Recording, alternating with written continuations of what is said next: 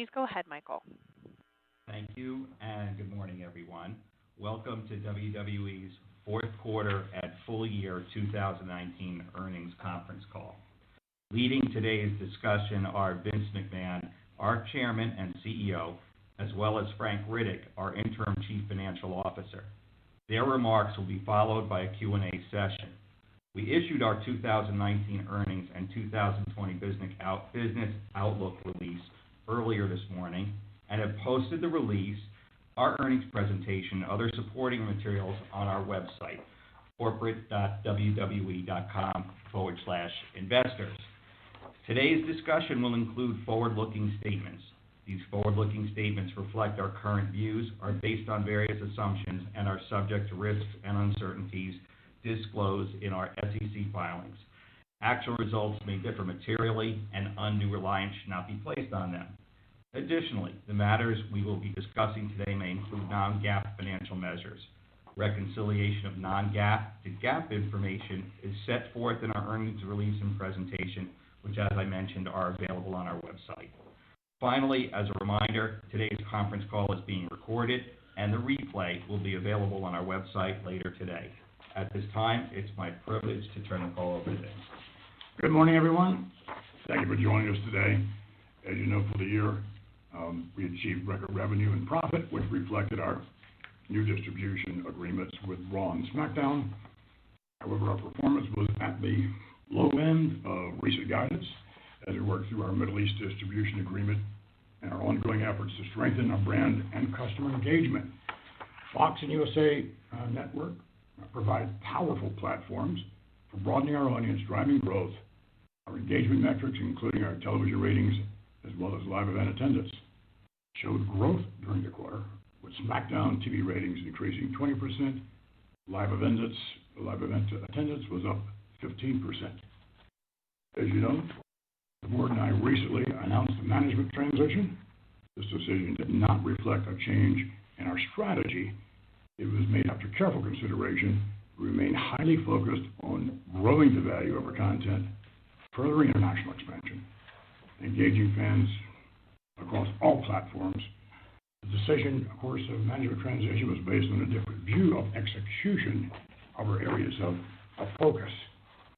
Over the 10 years, supported by a strong management team, George Barrios and Michelle made more than significant contributions to WWE. However, with the exchange, we won't miss a beat. We have a deep team of talented executives committed to our company who are more than capable of executing our strategy. The fundamental sources of our long-term growth, including the ability to capitalize on the rising value of live sports content, remains unchanged and strong. While we are providing perspective today in our business outlook for 2020, you should note that we are pursuing initiatives that could substantially enhance our performance. These include the distribution of content in the Middle East and India, as well as the evaluation and execution of strategic alternatives for our direct-to-consumer service, which could be implemented, quite frankly, in the next quarter.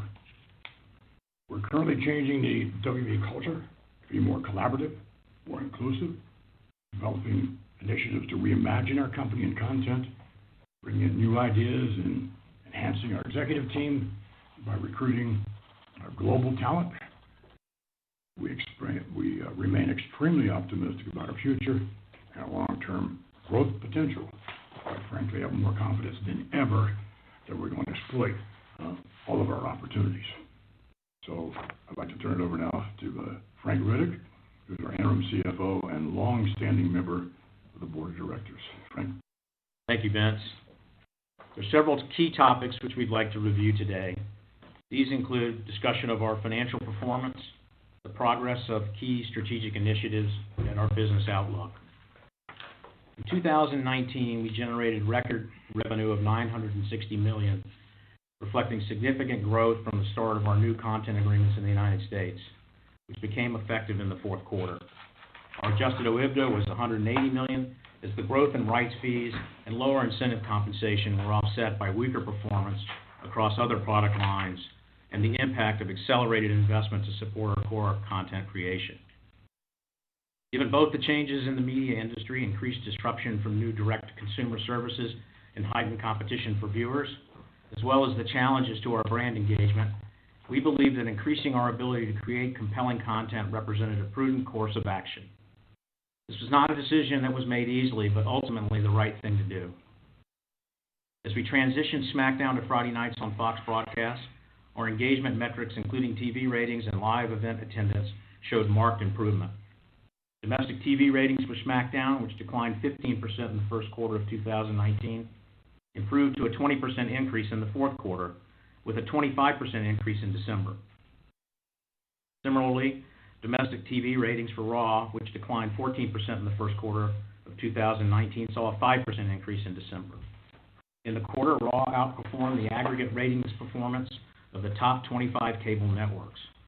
SmackDown was the number one rated Friday night broadcast program among the coveted 18 to 49 demo and outperformed the aggregate ratings of the top 4 broadcast networks. Also indicative of strengthening engagement, average attendance at our live events in North America, which declined 12% in the first quarter, improved to an increase of 15% for the fourth quarter. Early indications in January show continued positive trends. During the fourth quarter, strong revenue growth from our new U.S. distribution agreements was partially offset by the timing of original series, absent of a large-scale event, as well as lower subscription to WWE Network. Importantly, the ongoing investment to support the creation of our content was balanced by a reduction in accrued management compensation associated with our full-year performance. To review our business performance in the quarter, let's turn to page 5 of our presentation, which shows the revenue, operating income, and adjusted OIBDA contribution by segment as compared to the prior year. Looking at our media segment, adjusted OIBDA increased 62%, or $44.5 million, driven by the escalation of domestic right fees for our Raw and SmackDown programs. Revenue growth was partially offset by the absence of Mixed Match Challenge, an original series licensed to Facebook last year, a reduction in network subscription, and increased content-related expenses. WWE Network's average paid subscribers decreased 10% to approximately 1.42 million for the fourth quarter, driven primarily by the impact of lower subscriber additions earlier in the year. We have projected that the network's average paid subscribers will increase on a sequential basis to approximately 1.47 million for the first quarter of 2020. Given the evolution of new streaming services and the increasing value of live content, we believe there may be alternative strategic options for the WWE Network, which would enable us to further monetize our most valuable premium content. Thus, we're currently evaluating alternative strategic options. During the quarter, we made important progress on other strategic initiatives that extended the reach of WWE brands. Specifically, we completed a free-to-air distribution agreement with Viacom CBS's Channel 5 in the UK and extended our agreement with SuperSport in Africa, which will create a dedicated WWE channel. We also premiered the second season of Ms. and Mrs. on USA Network and announced the 5th season of Total Bellas to air on E! beginning on April 9. Turning to our live event business, as shown on page 7 of our presentation, adjusted OIBDA from our live events declined $3.8 million, primarily due to the absence of Super Showdown, a large-scale event that we held in Australia in the fourth quarter of 2018. Although we had 14 fewer North American events in the quarter, this change had limited impact on adjusted OIBDA. Despite the absence of Super Showdown, we continue to successfully stage large-scale events for our fans. We held our second such event in Saudi Arabia, and shortly thereafter announced an expansion of our partnership to hold a second event in that country every year through 2027. Domestically, we staged Survivor Series, which anchored an extended weekend that attracted nearly 40,000 fans over the 4-day period to the Allstate Arena in Chicago. In our consumer products segment, adjusted OIBDA increased slightly from the prior year quarter as a reduction in video game royalties was offset by lower operating expenses. During the quarter, we continued to drive growth from the distribution of mobile games, increasing installs to nearly 125 million across our game portfolio, led by WWE Champions. Page 9 of our presentation shows selected elements of our capital structure. As of December 31st, 2019, WWE held approximately $250 million in cash and short-term investments. Additionally, we estimate that WWE has approximately $200 million in debt capacity under our revolving credit facility.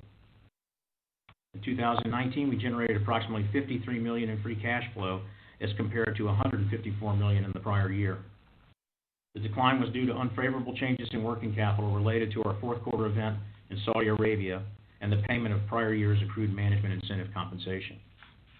Additionally, the change in free cash flow also reflected a $37 million increase in capital expenditures, the majority of which was related to the execution of our workspace plan. Notably, we returned more than $120 million of capital to shareholders in 2019, consisting of approximately $83 million in share repurchases and $37 million in dividends paid. This included nearly $75 million of stock repurchased in the fourth quarter, representing approximately 15% of the authorization under our $500 million repurchase program. Looking ahead over the next few years, we believe that WWE is well positioned to take advantage of significant growth opportunities. These include the rising value of live sport content, the growth of media and entertainment in international markets, and the evolution of other businesses, specifically WWE Network. In 2020, the escalation of rights fees provides contractual revenue growth of approximately $185 million. We expect that this growth will be partially offset by an increase in operating expenses from multiple sources: higher costs to develop new sources of revenue, the full year impact of 2019 content-related investments, the reset of performance-based management incentive compensation, and the annual rise of staff costs. You should note that while we anticipate incremental investment over the long term to support our growth initiatives, we are working to moderate that investment in 2020.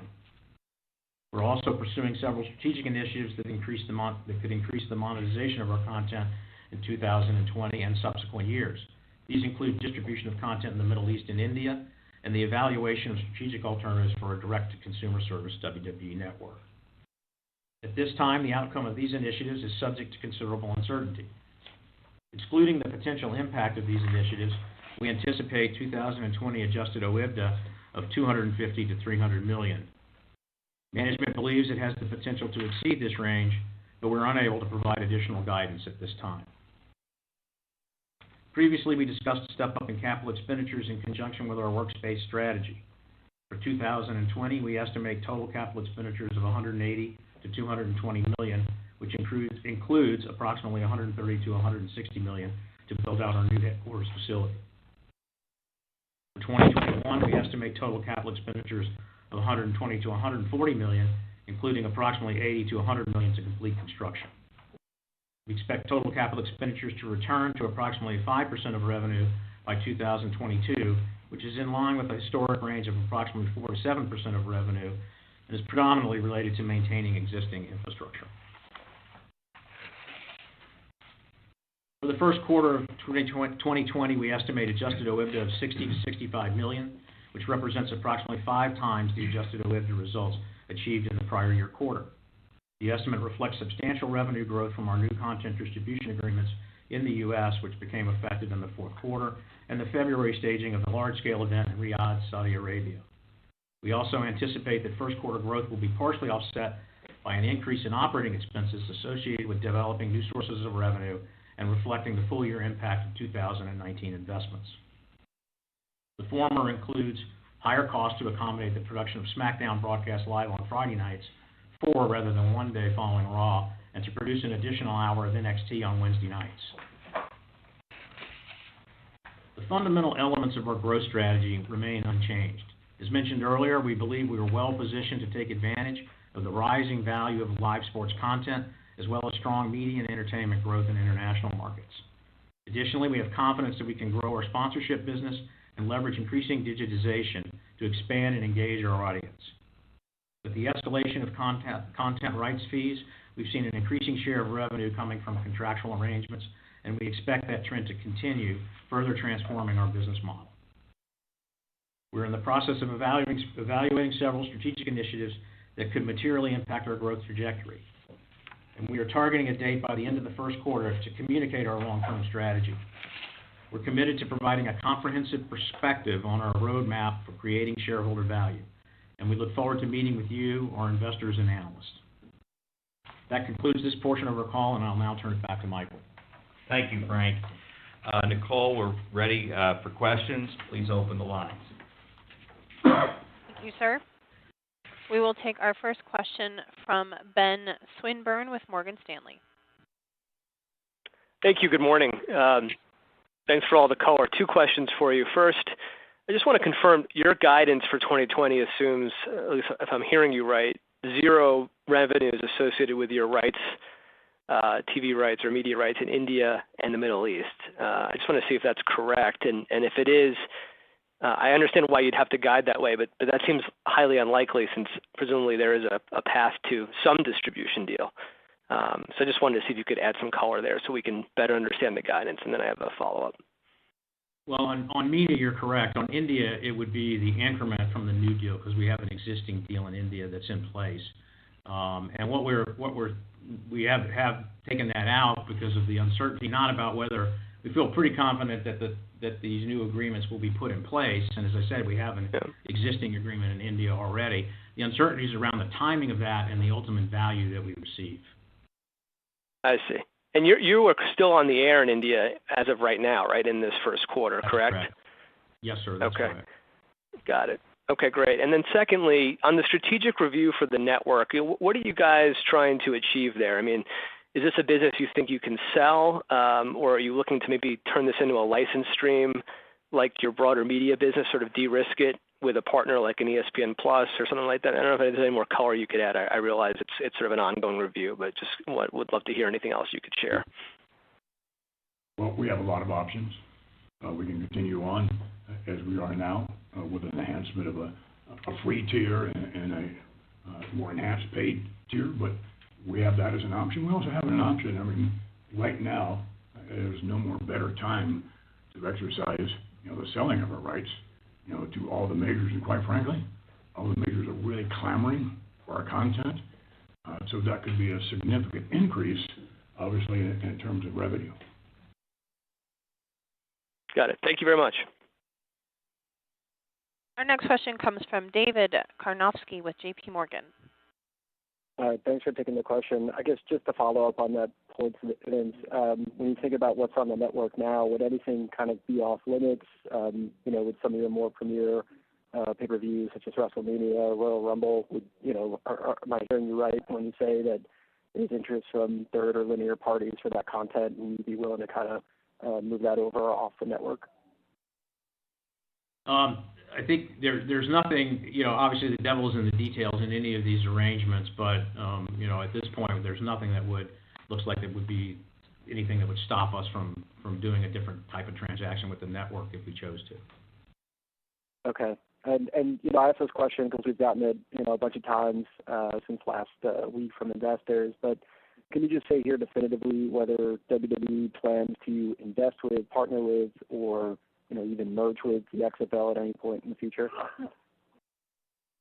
No, the XFL is a separate entity completely. There are about 400 employees. The kickoff, of course, is this coming Saturday. It's completely separate. Got it. Okay, thank you. Our next question comes from Laura Martin from Needham. Hey, Vince, I have a sort of philosophical question. Like, one of the things we did with Next is we pulled that proprietary content off the network and put it on USA for cash flow today, which de-risks it, but it also took away programming and your US subs fell. In answer to Ben's question just now, you said that there's people clamoring for rights and that might be a more valuable way to monetize the network. How do you think about the fact that you can take more cash, but it's coming from the linear TV ecosystem, which is dying in this country, compared to OTT, which is structurally growing, but doesn't give you the near-term cash flow that maybe you could get in a different alternative? Well, Laura, as you know, there's so many majors going into OTT. That's what I was referring to. It's our network, obviously, is our most premium content, and we have like 1.5 million subscribers. We've had more, but nonetheless, it's another way for us to capitalize on our network.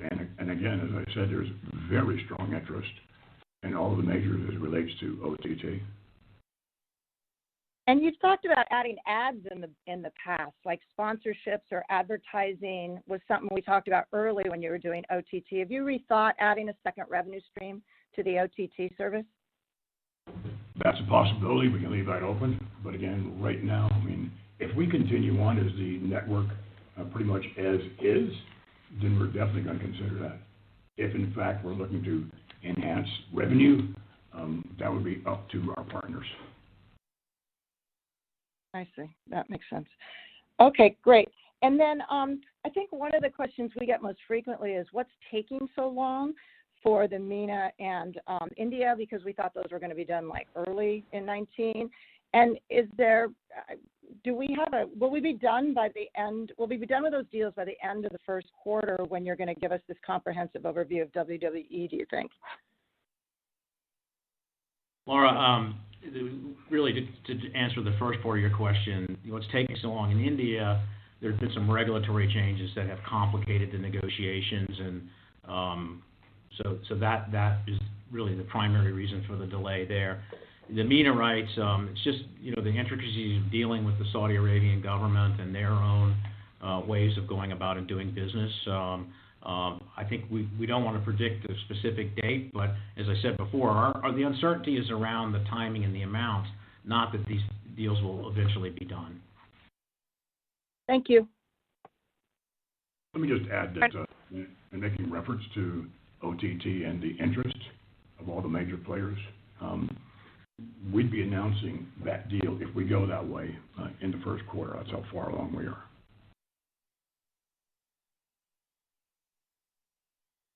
Okay, we'll take our next question from Curry Baker with Guggenheim Securities.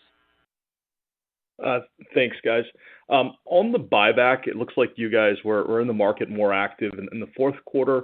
I'd have to assume if you thought the stock was attractive, then you'd have to think it's significantly undervalued here. Will you be more aggressive in the market at these levels under your current authorization? And I guess, following on that, will you consider using or leveraging the balance sheet to take advantage of near-term dislocation?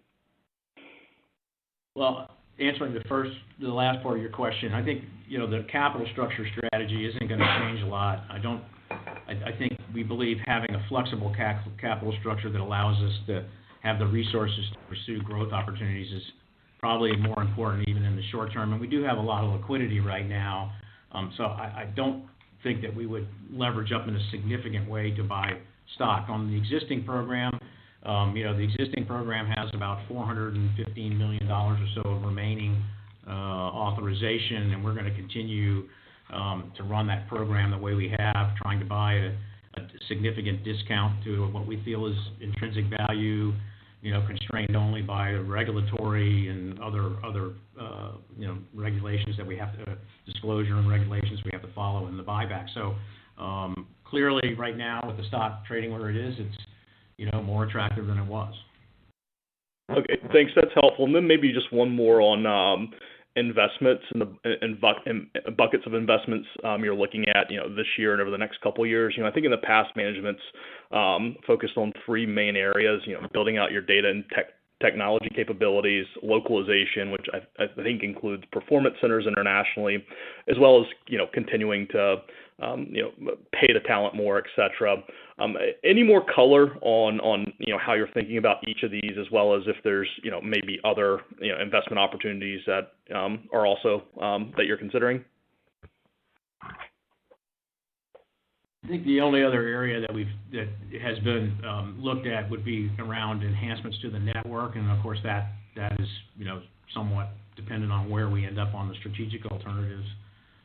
So the other areas continue to be the primary focus for investment because that's where the growth opportunities are, international, increasing the brand value and engagement with customers, so that setting up for continued rights renewals and new products or new services or new content that we can put in the market. Is there any way you can put kind of an aggregate framework around the level of investment spending you're expecting for 2020, like a range or anything?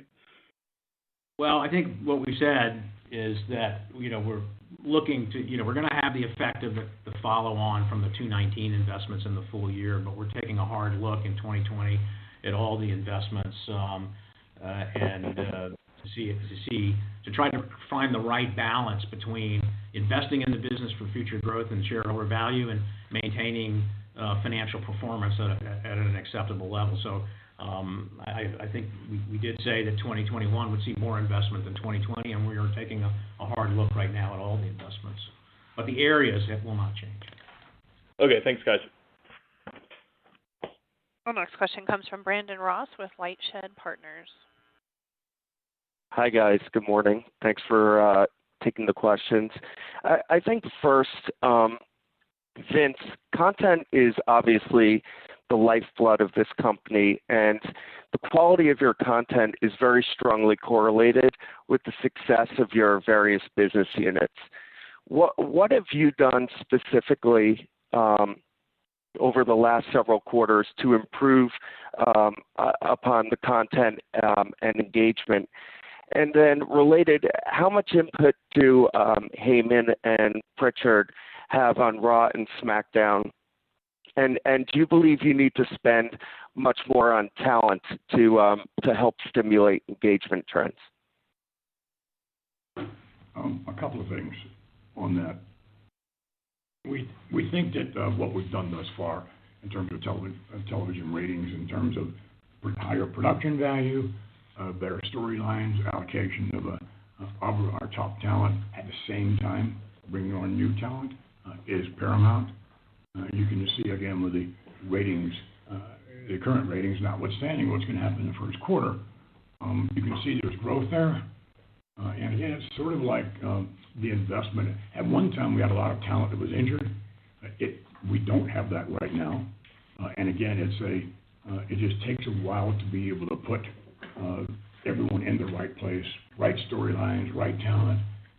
And going into WrestleMania, we think we have exactly what we want, and going forward as well. Got it. And then maybe I actually have two more. One's a clarification. So for India, did you actually zero out India in the guidance, or are you attributing the rate of the prior deal in the guidance? I wasn't sure about that. No, we left the current deal in the guidance. It would be the increment that we were expecting that we took out. Okay. And then just philosophically, one of the key aspects to the WWE network has been that it allows you to have a direct-to-consumer relationship and access to real first-party data. Would keeping those be important in any strategic alternative? And do these still matter to you, or do you think that was a misplaced priority in the past? Well, I think it was misplaced. It was one of our goals, still continues to be. Well, when you're playing with some of the majors, it depends on whether or not we can negotiate holding on to things of that nature. Sometimes, the big boys want all of that for themselves. So it's a matter of really negotiation as to what we keep. But if we could keep it, absolutely. Right, but it's not a must-have for you. Not a what? Must-have. Well, it's okay. Nothing is a must-have. We will deal with what's available, and again, it's going to fluctuate somewhat. With what the majors want out of this. Okay, got it. Thank you. Our next question comes from Eric Katz from Wolfe Research. Thanks. Good morning. One question on the 2020 guides of the 250 to 300. It's a pretty big range when excluding, I guess, the increments from India and also the Middle East deal. What's driving that $50 million range? Is that mostly on the network strategy?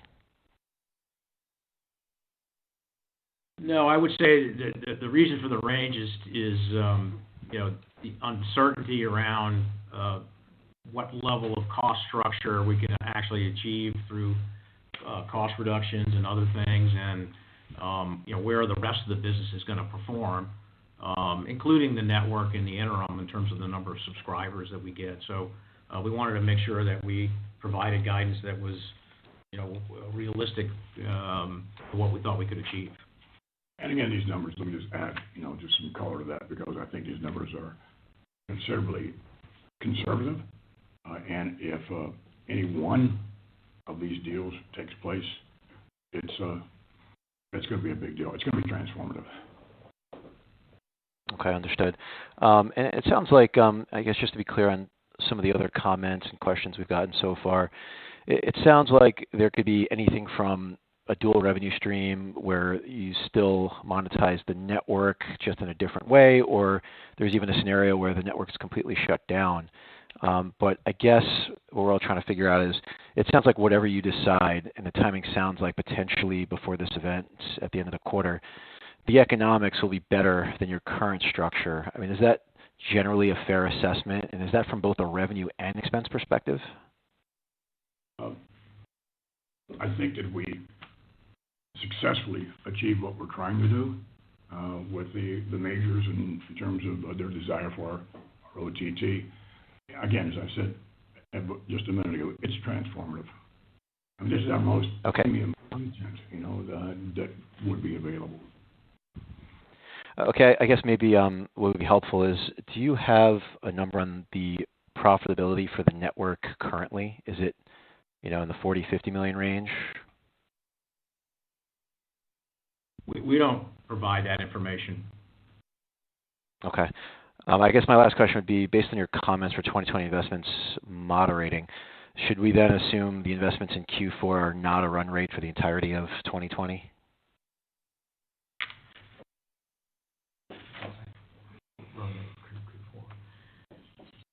I think we were talking about the level of increment in 2020. Obviously, as we said, we have investments in 2019 that are going to continue into 2020 because they were made during 2019.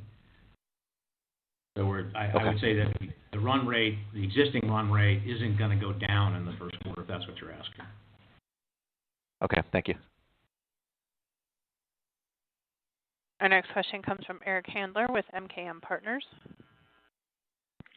Good morning, and thanks for the question. Wonder if you could just give a little bit of color on the TV deals. You talk about $185 million incremental there in 2020, but if you take out the U.S. step up, which I believe is, north of $200 million, maybe you can reconcile. Does that mean UK, China, Latin America were all down? And then is NXT in that number and the free-to-air money? Basically, all that excludes is the component around our assumptions around MENA and the increment around India. So everything else is included in that. There's a small portion that we'd exclude that is built into our forecast around contracts that renew but haven't been contracted yet. But the vast majority is related to the other deals that you mentioned. But did UK, China, and Latin America grow? Eric, we wouldn't get into specifics around terms of specific terms and contracts with specific deals. Okay, fair enough. And then a second question, with the WWE Network, late in 19, you did do a beta of a free tier. Is that continuing now? Can you give us maybe some color on how it's performed in terms of maybe incremental downloads?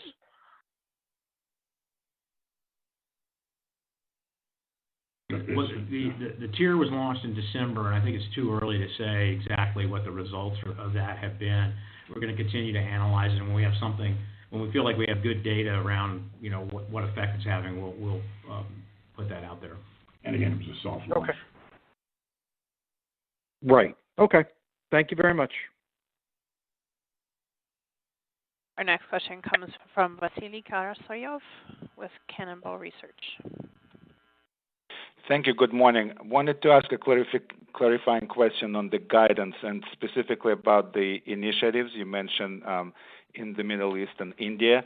So first of all, has the decision been made to go ahead with those initiatives? And if not, what's the timeline? And then do I understand correctly from your prepared remarks that if they were to go ahead, that would be an upside to the EBITDA for 2020. Do I understand that correctly, or would that require more of a spending period, which would be a negative for the EBITDA for the year?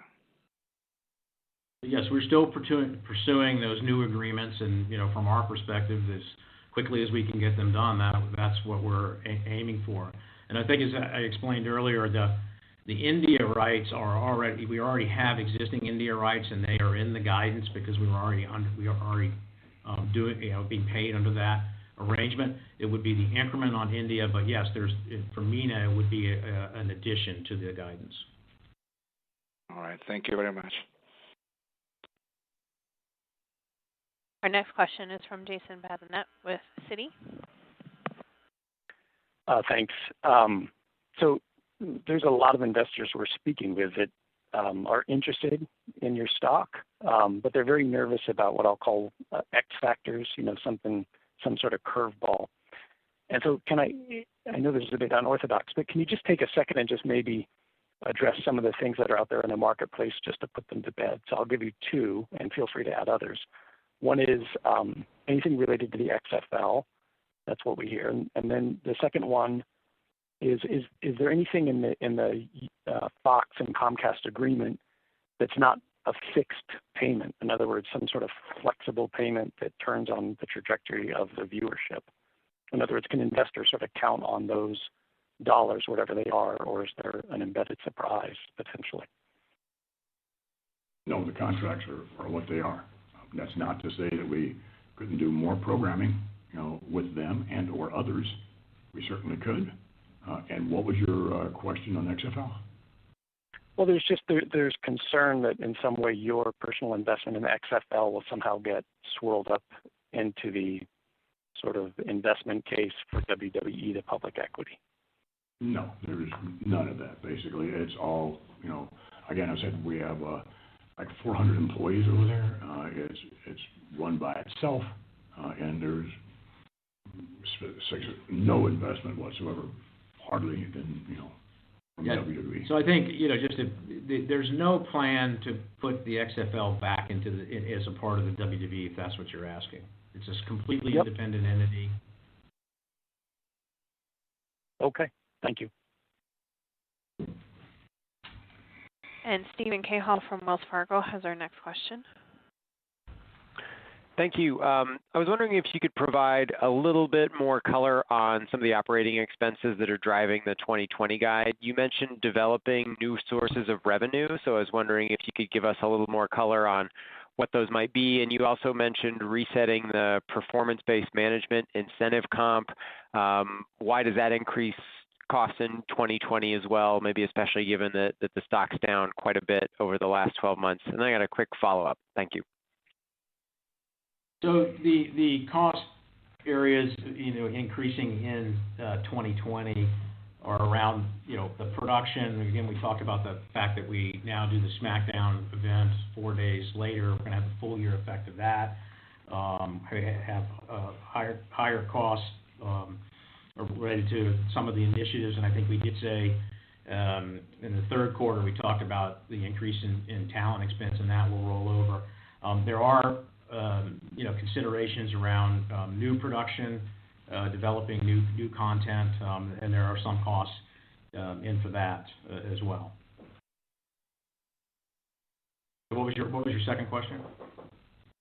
The second part of that was then you also resetting of the MIP is quite straightforward because of the relative performance in 2019. The payouts under the management incentive plan were lower than targeted, and when we build the plans for 2020, we put it in at a rate where we would achieve that target. So that accounts for the increment. That's for the short term, the cash bonus plan. The stock component is not in adjusted OIBDA, so clearly stock compensation might be lower if the stock stays lower, but it's not an adjusted OIBDA anyway, so it doesn't explain any of the difference. Okay, and then since you just mentioned that India or MENA contracts could be transformative, I was wondering if you could tell us what you meant by that. Could those be more than just TV rights deals? any more color there. Thank you. I believe Vince was referring to a potential network transaction would be transformative. Okay, thanks. And John Belton from Evercore has our next question. Thanks, Vince. I was hoping you could give us some updated thoughts on AEW now that it's about a year into that promotion launching and you've been competing with them on Wednesday nights for about 4 months. Basically, if they're trying to fill a niche with more edgy content, how do you feel about that strategy? What has it done for the category? How has AEW in general changed your content and your business? Well, AEW has not changed our content at all because it's all about characters and storylines and resolutions. So it really hasn't changed our point of view in terms of what we present, and we don't need a more edgy, as you call it, content. PG, one of the few programs out there that really is PG. So as far as NXT, we're competing. NXT is competing on Wednesday night with AEW and doing extremely well. And we're confident that NXT will continue on with success. Got it. Thank you. And we have a question from Bernie McTernan with Rosenblatt Securities.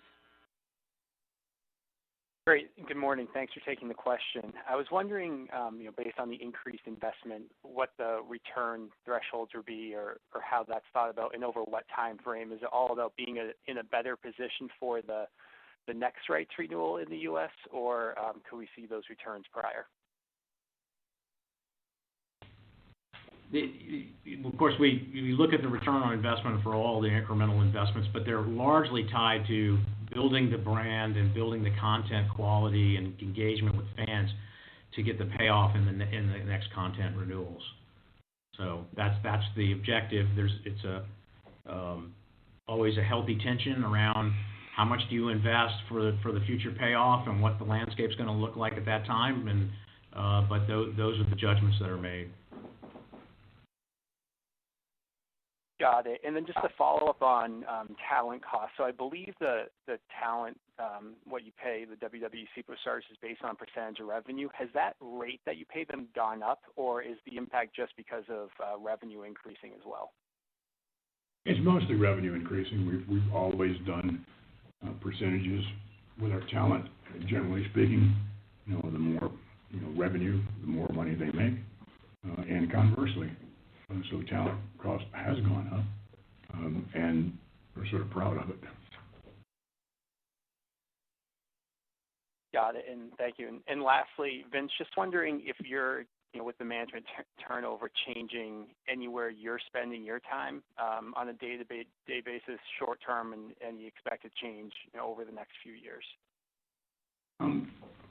At the moment, I have a few more direct reports, but going forward, that will not be the case in terms of allocating my time. I have a pretty broad shoulders, and I can handle a lot. Thank you. And we have a question from Alan Gould with Loop Capital. Thank you. Seems to be a little bit of a divergence between some of the domestic trends and the international trends, especially with respect to live events. I mean, domestic ratings have been improving, domestic average attendance was up, but international average attendance has been trailing domestic average attendance in terms of percent changes. Is it just a function of the locations you've been going, but it looks like, or is there something going on internationally? No, I think it's the difference in international is really mix in venue, what country, what venue, and number of events, which is a little more variable in international because of the logistics associated with it. But that's the primary. There's nothing fundamentally different between the U.S. and international at this point. Thank you. And we have a question from John Healy with North Coast Research. Thank you. Vince, I wanted to ask a question about the corporate leadership structure going forward. Rightfully so, the company's always had a very unique structure. I was hoping you could give us a little bit of thought on terms of what ideally you would like the C-suite to kind of look like, over the next couple of years, and additionally, how long it might take to maybe, get to where you want to be with the transition of leadership. Well, I think that's for sure is in terms of changing or reimagining our culture and the way we do business, it's going to be far more inclusive. And quite frankly, with that, and our strong management team currently as well as going forward, in attracting world-class individuals to our company, who wouldn't want to work for WWE? I mean, come on. It's exciting. We err on the 75 percentile in essence in terms of what the value of an executive is, not on a 50-50 kind of. You get what you pay for. So it won't take us long either, to implement all of that.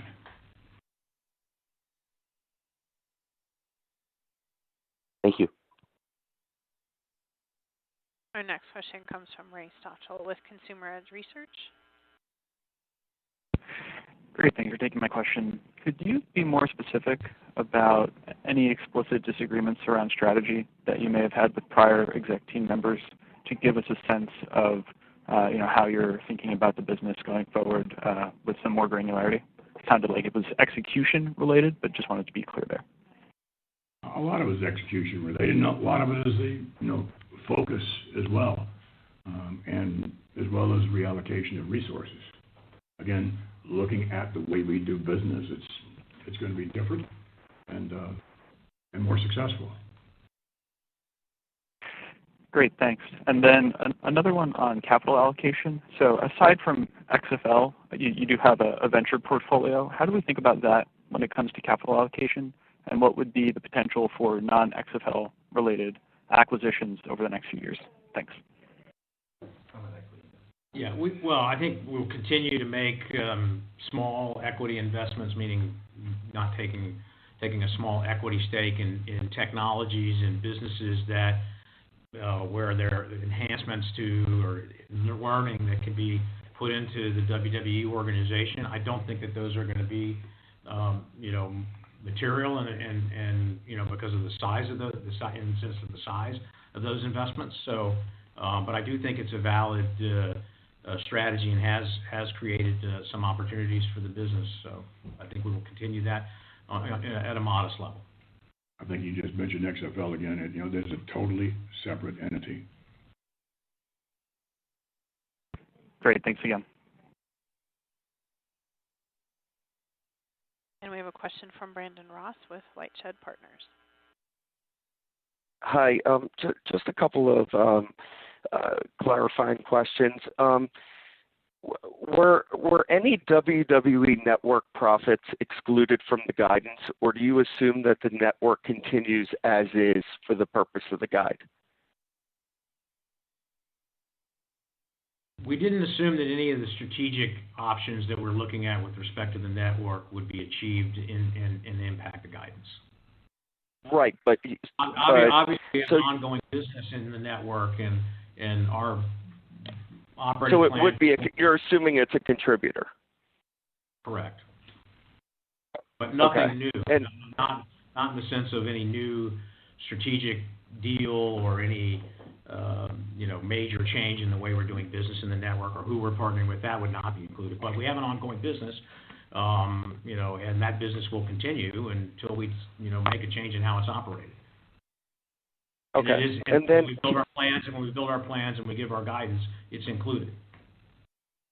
Okay, got it. And then can you explain a little more specifically who is going to fill George and Michelle's roles within the company? Are you bringing in additional senior executives? I think that's what you said. Or the business unit leader is going to take on additional responsibilities.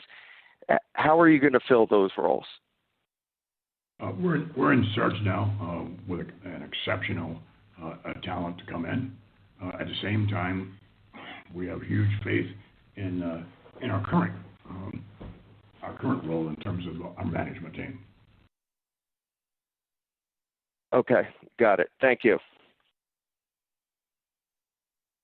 And ladies and gentlemen, as a final reminder, that is star and then 1 if you would like to ask a question at this time.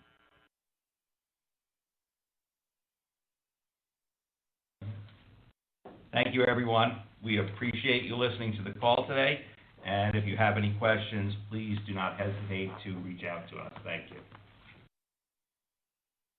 Once again, ladies and gentlemen, that concludes today's conference. We appreciate your participation today. You may now disconnect.